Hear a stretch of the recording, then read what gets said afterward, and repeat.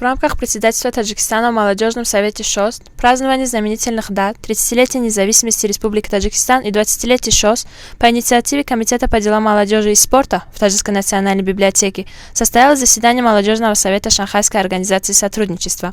В начале Рахмонзода Абдулло, председатель Молодежного совета ШОС, председатель Комитета по делам молодежи и спорта при правительстве Республики Таджикистан, председатель Союза молодежи Таджикистан, руководитель национальной части Молодежного совета ШОС от Республики Таджикистан выразил, что искренне рад приветствовать всех на заседании Молодежного совета Шанхайской организации сотрудничества. Абдулла Рахмонзода напомнил, что сегодня в мире проживает 1,8 миллиарда молодых людей, самое большое число за всю историю человечества.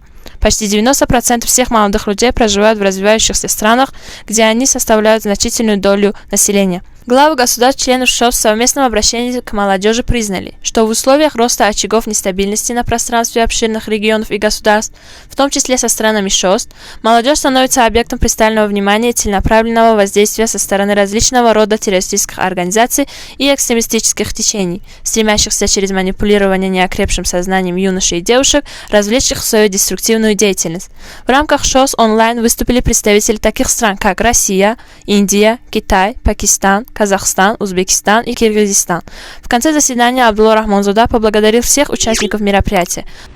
Наджиба Муродбекова, Хайоми Камирджон и Фурух Эшонова. Джауной, Таджикистан.